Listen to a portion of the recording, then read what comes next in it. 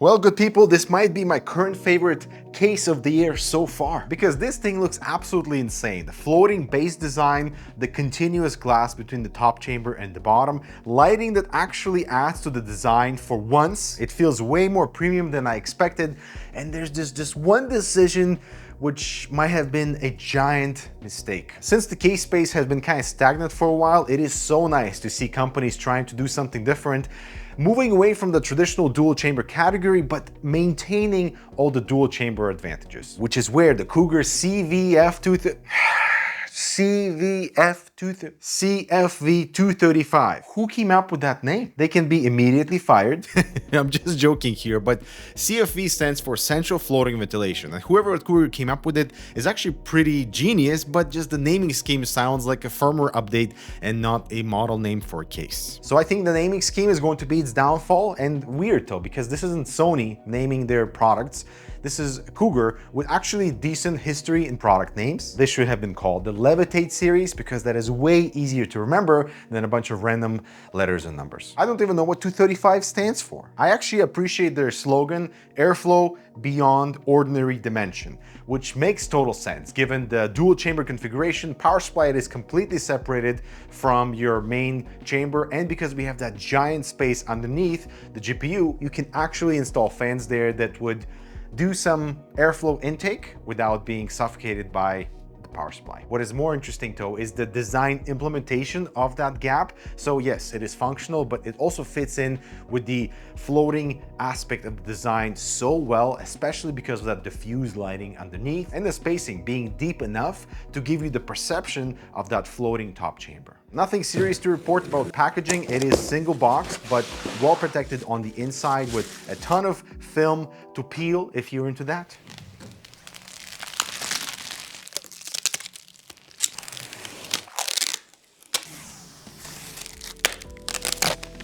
You have to remove some precautionary spacers from the two corners. Obviously, don't put anything heavy on top of the enclosure because yes, it is strong, but it won't be that strong. But to be fair, they did such a good job here with the rigidity. I'm not feeling any uncomfortable flexing happening, and I'm applying a significant amount of force. So yeah, having a system in this chamber is not going to be an issue at all. This joint here that stretches from the front to the back is keeping everything nice and straight. Strangely, the underglow strip for my black model came in a separate box inside the main box, not attached to the case itself. The good thing is that it is simply magnetic. It goes in just one way, and you connect this to the fan/RGB hub. Our accessories are basic, all the screws necessary for assembly, 6 zip ties, and some foam pads for the GPU sag bracket. I do appreciate the 2 color options available to us, the black and white, but they've messed up the white one in a few ways. Primarily in how many shades of white there are inside this thing. So like the rubber grommet is a completely different shade of white versus the actual steel. The fan blades are transparent. The actual fan housing is almost yellow and not white. This is very different versus the back fan. So there's a lot of inconsistencies, including this power supply shroud filter that is almost blue in comparison to everything else. The black one is way more consistent in the color tone, so I would definitely choose this one over the white. Although it is a little strange that the filter on our black model is white underneath, and you can clearly see the overspray underneath. There's also a mesh version of the case which replaces the front glass with a mesh panel, which looks a little bit more traditional. And the 2 cases that I have here have the display on the power supply shroud, but there's also one without for a more cleaner aesthetic, which is actually the one I prefer. Now the screen implementation here is a little bit lazy. Like in terms of quality, it looks fine, you know, good sharpness, good color vibrancy, but it's not OLED. So black pixels are not completely black. You can see this is black and everything else is going to be definitely visible. And when it comes to the software experience, that's where things are completely lacking. For example, you only get 1 preset. The rest of these I had to create myself just to play around with it.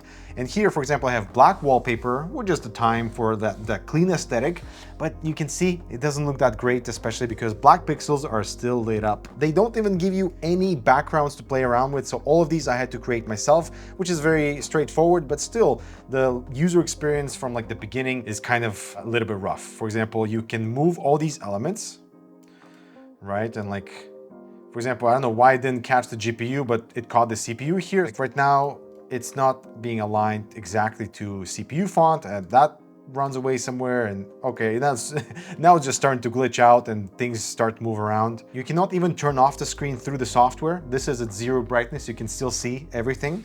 So the only way to disable the screen is actually just unplug it. Right now, I also have the Poseidon AIO installed, and that screen is gorgeous. Plenty of actual options in terms of presets and what to display.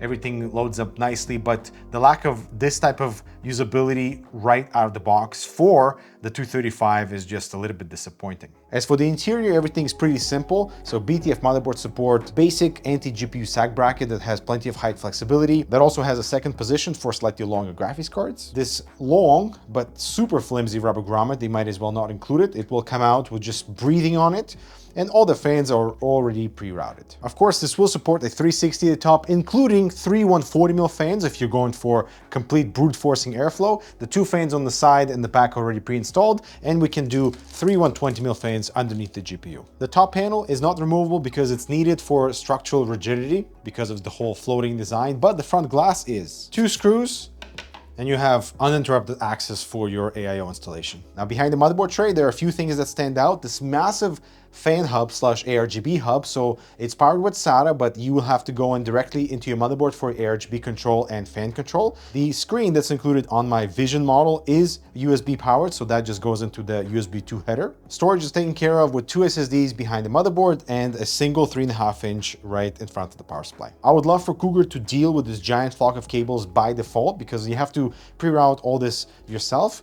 But otherwise, no major red flags here. Although the PCB for the screen is completely exposed there, so I'll be careful around that area for sure. And since there's no ventilation at the very bottom of the enclosure, make sure you install the power supply with the fan facing up, because that's where it's going to be intaking air from the top. The dust filter for the bottom section of the main chamber is nothing special. It's actually quite coarse, so it will catch some dust over time, but it's not the fine performance dust mesh filters that we've gotten accustomed to. But I also feel like we have to be realistic about the positioning of the 235 in terms of performance, because it's not supposed to be a chart topper. This is not airflow dominant enclosure. It's supposed to be a showcase mid tower that looks different, and it definitely achieves that. This is definitely one of my favorite looking mid towers of this year so far. Checking its stock cooling performance on the CPU side, yeah, it's a little bit toasty because we don't have, traditional airflow delivery for that CPU fan, but the GPU is actually the bigger problem because we don't have that much exhaust, and so therefore adding 3 intake fans at the bottom that's running about 1000 RPM, which is inaudible, definitely drops both of our CPU and GPU temperatures, which I would say is a plus. A few things to mention after the assembly: the side fans don't have any guards behind them, so make sure the cables are clear of those blades. This is still a mid tower, so your standard ATX power supply with standard length cables will reach everywhere it needs to go. If you're not a fan of the underglow, it can be simply unplugged. Given the showcase nature of this case, it is meant to live on your desk, therefore the I/O placement is right in reach, and I do appreciate the color-coded USB ports in red, which is nice, although not exactly Cougar's colors. Cougar's color is orange, but we do have a fast USB-C port, and that's all that matters really. If you get the Unity 360 fan to go at the bottom, you can position the top radiator, which has the same fans basically, to align perfectly in terms of that side lighting. Even though I would never put this case on the ground, you could, just because there's no ventilation at the bottom at all. And it is easy to carry a fully assembled system, just placing your fingers inside that gap. The biggest pull to me with the 235 is the visual aesthetic, but also not compromising on the basics and the user experience. Like the side panels feel incredible when they snap into the frame. Even though we don't have any way to secure them, they feel like they will not fall out unintentionally. I feel like the Vision model with the screen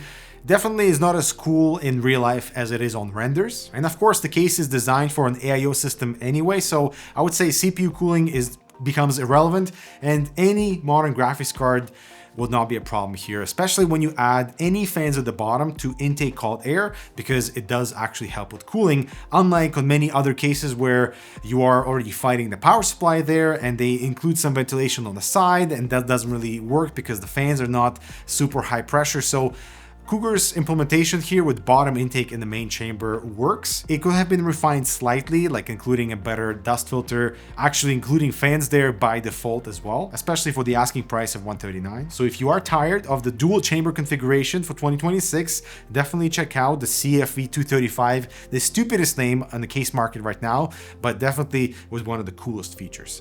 I'm Dmitry. Let me know if you agree. I'll talk to you in the next video.